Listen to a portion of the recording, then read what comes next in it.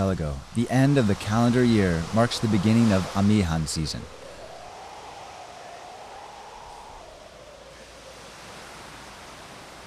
Three to 6 months of powerful northeasterly winds that have long given mariners sailing difficulties, whipping seas into a frenzy of swells and whitecaps. Some people, however, wait all year for these winds.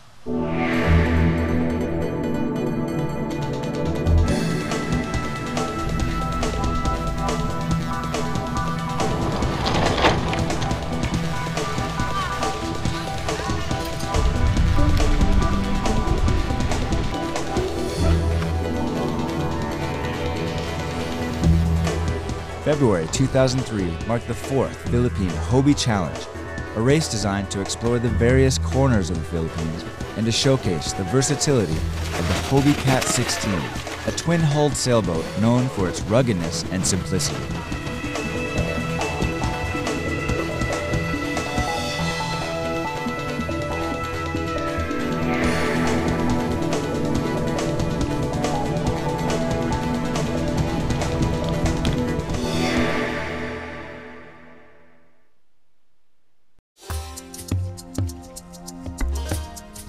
Previous races have visited Boracay, Ilocos to Subic Bay, and Palawan.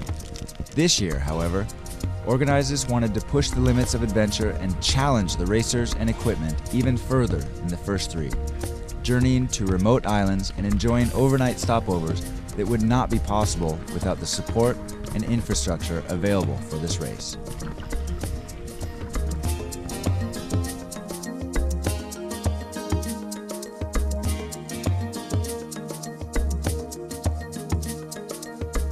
This year's course began in Donsol, Sorsogon, working its way down the Bicol coast, crossing the San Bernardino Straits, and following a chain of Visayan islands until finally reaching the finish line in Sogod, Cebu. Race organizers, with racer expectations high from previous races, worked hard to research a route that would make the Philippine Hobie Challenge an international caliber competition. We have quite a lot of work to do in selecting the route. We pick a route that's approximately 200 miles. We look on the chart to see what areas, what spots could potentially be good stopovers, not just for the Hobies, but also we need to have a place where it's suitable anchorage for the support boats. We've got to think about the tides, if it's low tide when we're leaving, and then we go and have a look at them. With months of preparation in the can, the Philippine Hobie Challenge had attracted a total of 16 two-person teams representing 10 countries. When we cut across here, we're probably going to have a hellacious wind because look at this. The starting point at Woodlands Beach Resort in Donsol, Sorsogon would serve as base camp for 2 days of setup and venue for the first of 2 inshore races. Well, I think it's gaining popularity. It started with 4 boats and then now there are 16. And we've got sailors coming from other parts of the world and they're spreading the word about it. So I think most of the sailors who joined this year, they are ready to sign up again for next year. 55 minutes. After assembling their Hobie Cats, the crews were given charts and debriefed by Principal Race Officer Jerry Rolland, with vital equipment such as GPS, flares, and safety rigs checked and rechecked. Despite the frivolity, it is rather important that you do respond to the radio check in the morning.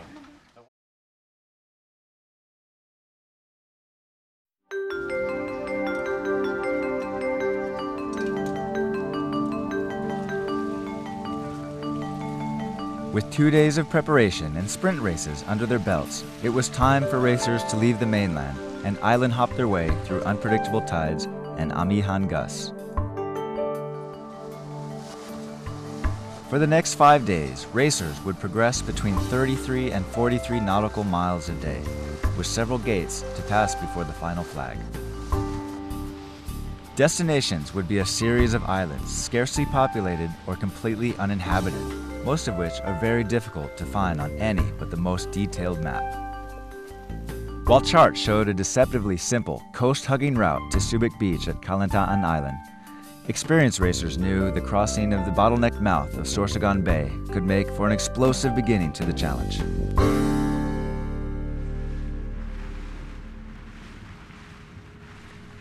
For many, the first day away from the mainland was literally jumping into the deep end. Dutch racers Dennis Mansell and Jerome Meyer got the wind full force and snapped their masts, requiring a tow to the finish. Okay, I'm not sure how fast we're going to be able to go in this sea, so we'll try going slowly and just tell us to slow down or if you think it can go a bit faster, okay? They just asked if there's any cold beer.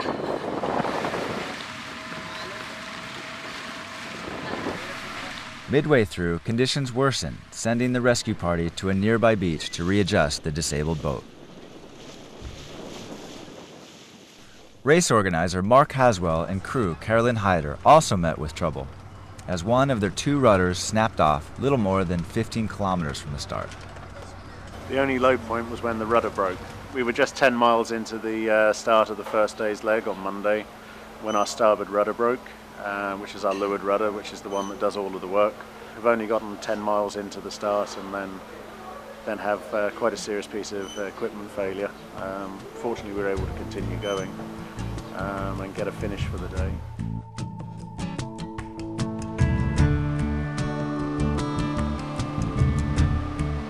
"41 challenging nautical miles after leaving the calm shores of Donsol, racers saw landfall on Kalantaan Island off Matanog Sorsogon, located in the jaws of the San Bernardino Straits at the southern tip of Luzon.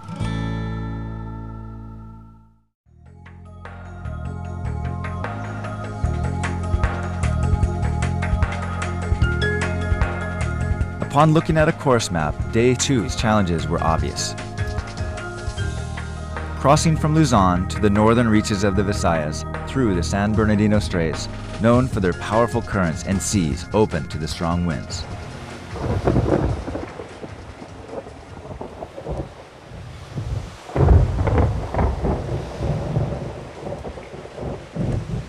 Racers woke to driving rain, which didn't soothe nerves already frayed from Day 2's difficult crossing.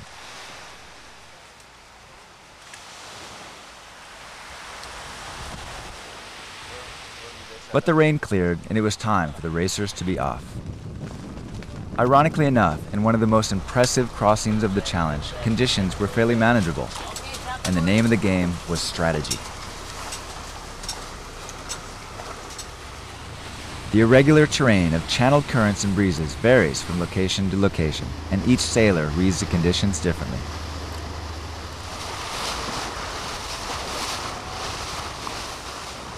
Clustered together for the majority of the race, several teams splintered off the main pack towards the eastern coast of Masbate, where the landmass channeled the wind's power. With favorable tides and breezes working in tandem, to give some teams overground speeds as high as a blazing 24 knots, crews arrived in Balanhingue Island with daylight to spare.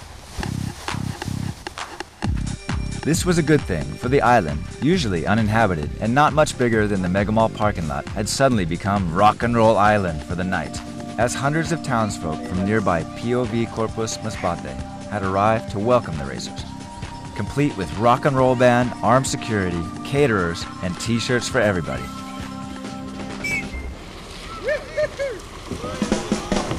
Racers even had time for a competition of the sailors kind, as racers, never short on energy, competed in a kayak race on a short course around the support boats.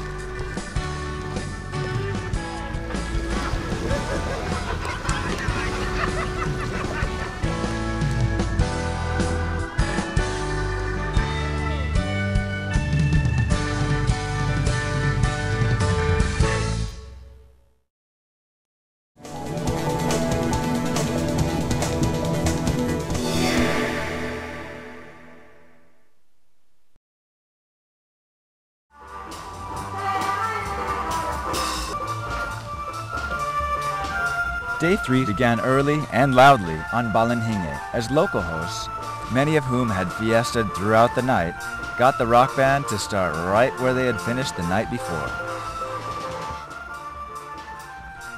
Combined with the strong coffee, the music had racers up and awake and ready for the technically challenging passage to Sambawan Island. Proximity between the two islands resulted in course organizers laying out several loops around neighboring islands to lengthen the day's distance to 33 nautical miles. 5, 4, 3, 2, 1, now!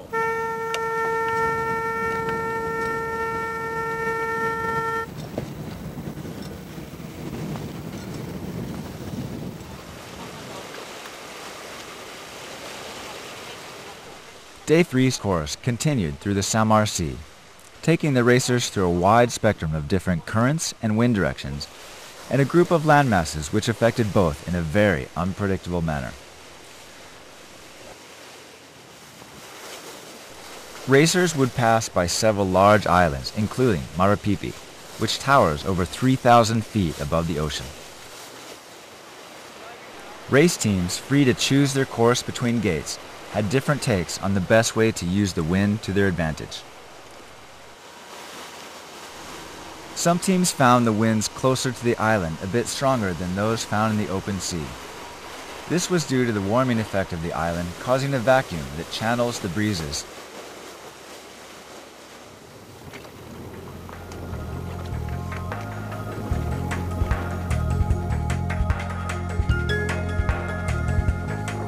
With strong winds powering crews through the course, teams arrived at Sambawan Island, a windswept string of rocks, with most of the afternoon to explore its rugged, uninhabited beauty.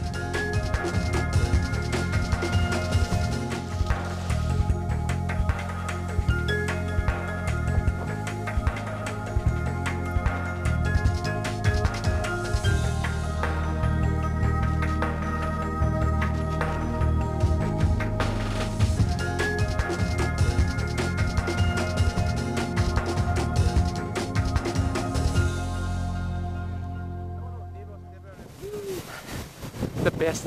I saw this in the website of Hobie as one of the destinations, and it is so much better, of course. But still no women.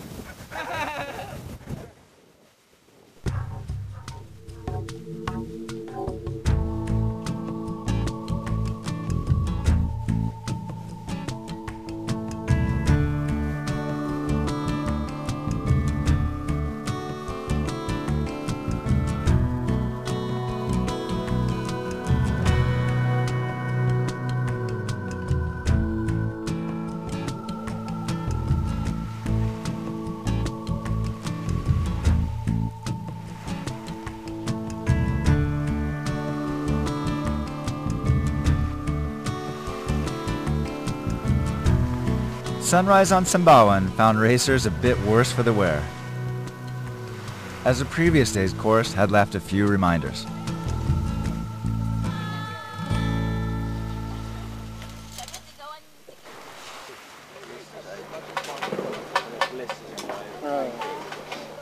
I get lovely bruises all over. Alright, that's going to be hold for about half an hour.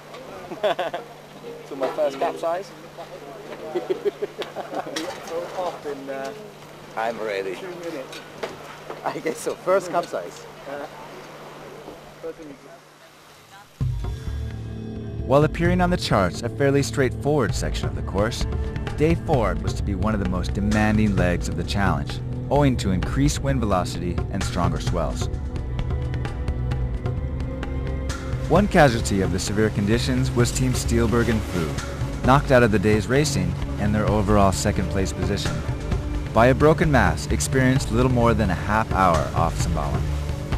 As we dug the nose of the boat in and the boat stopped or slowed down quickly, the pressure on the sail just kept pushing the top of the mast forward and the centre of the mast came back and snapped.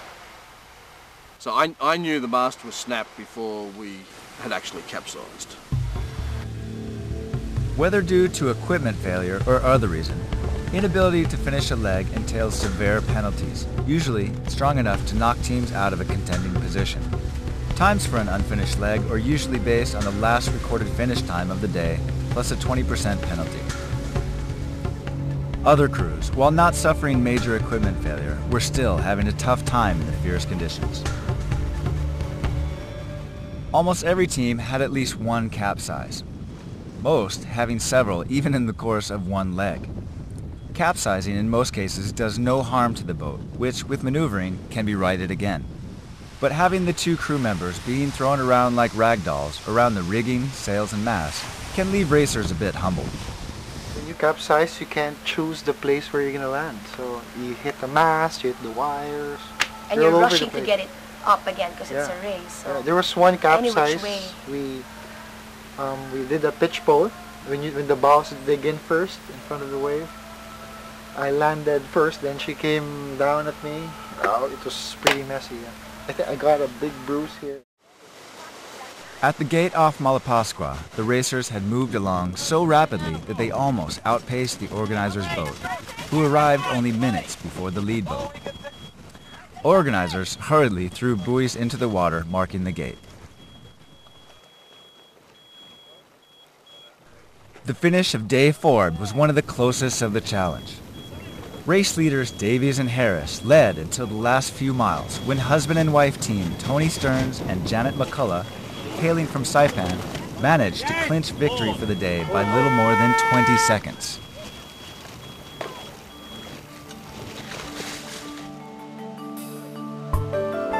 Despite the challenging conditions, a treat awaited the weary mariners on the completion of the leg. Their final destination was Kalangaman Island, a tropical gem of white sands rising out of turquoise water.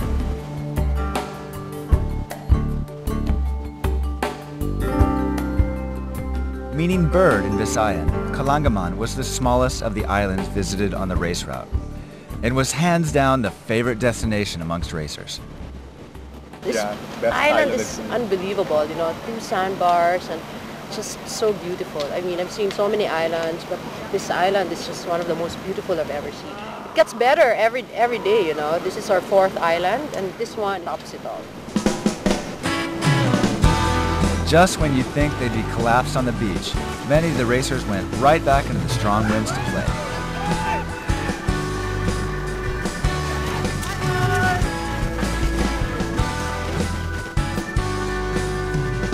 The high point for me was the beach we spent the last night on. One with the sand spit. That was a great island. There's a perfect sand spit that's perpendicular to the wind with a little lagoon or shallows on the one side with very calm waters and the surf crashing on the upwind side, and to sail a Hobie on a reach right up and over across that spit, not going off the other side would have been great. You just build up the speed and go right over it. Of course, they were doing that on the smaller one, and Tony really wanted to. In fact, I don't know if you noticed, we were the last boat to take our sails down. He kept them up because he was waiting for the tide to rise.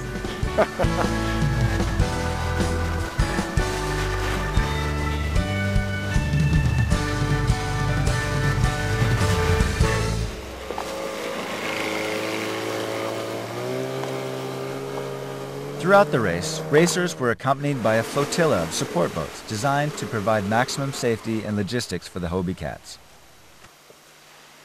Crew were ferried from gate to gate, media and marshals to the different destination, and kilos of foods, tents, kitchen equipment, and personal gear were set up, used, and broken down every day. This intensive usage can wear down even the hardiest, and midway through the race, one of the logistics boats, the Skipjack, had problems with an oil pump that seemed serious enough to knock it out of commission. No, we're just putting fresh water in.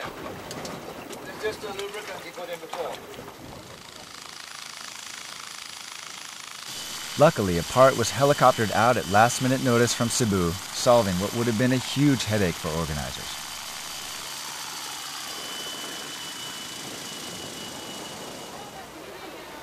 Another factor which defined the pleasurable experiences for the racers of the last 3 Hobie challenges has been the efforts of the catering crew. The catering crew worked tirelessly to make sure the mega-calories the competitors burned during the day were replaced in the most mouth-watering fashion possible at night. Kalangaman marked their last dinner on the tour, and it was time to see who amongst the cooks earned the approval of head chef Red Augustine. DJ, soup, 1 point. Renato, rice, 1 point. DJ, 2 points for the pasta. Lian 1 point. Kiko 0 points. Ilonggo 1 point. Carol 1 point. I have to say again, Kiko 0 points.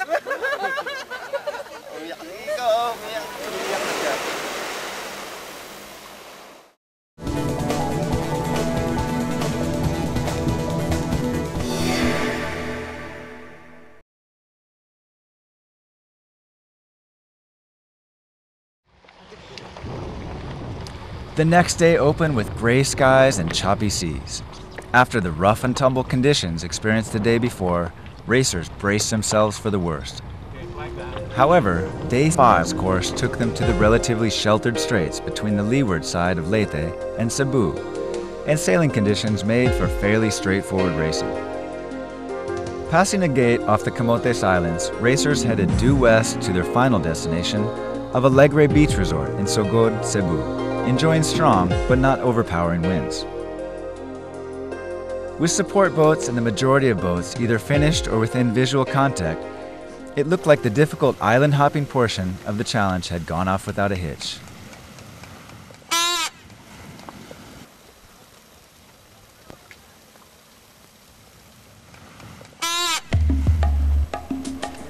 The serenity quickly came to an end, however, when organizers realized that one boat was not within radio or visual contact. That of organizer Mark Haswell and his crew, Carolyn Hyder. Jerry? Eric, yes. Can you give me some idea where Mark was when you last saw him and where you think the hole is, over? Losing track of these tiny boats on such big seas is exactly the kind of situation that organizers fear most, and a contingency plan was quickly devised to search for the missing boat.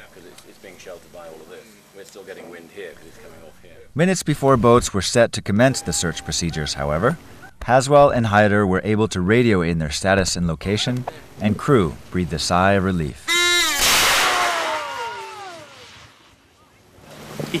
We're here. Alegre Beach Resort. Fantastic. You almost didn't make it. Almost not. We went to go and find the wind from the southeast and we got it for about 5 minutes and then it was all gone. So we sat for 45 minutes with no wind at all and everyone else had good northerlies.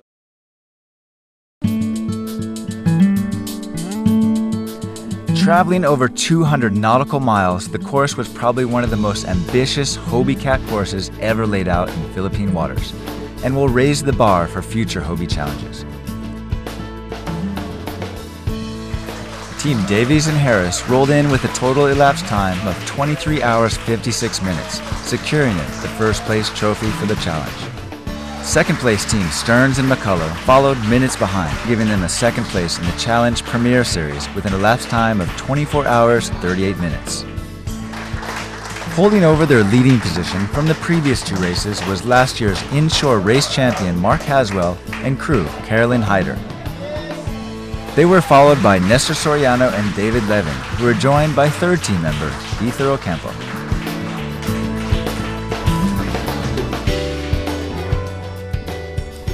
With the fourth Philippine Hobie Challenge a bona fide success, race organizers will soon start poring over the maps again, devising a course that will be the fifth in what is truly becoming an international draw for sailors to the Philippines. I think the Philippines is a beautiful place. The water's beautiful, there's plenty of sunshine. I would rate it as one of the best. It makes sense. It's the only way to travel around the Philippines because, you know, Philippines is composed of thousands of islands, so it seems natural to travel and see it by water. There are more and more people sailing on the Hobie Cats, which is great. The numbers are growing all the time, and that's really good to see actually. And I hope it keeps on growing because they're a great bunch of guys to come and race against. They're always having fun. That's the key thing. That's what a Hobie Cat is about.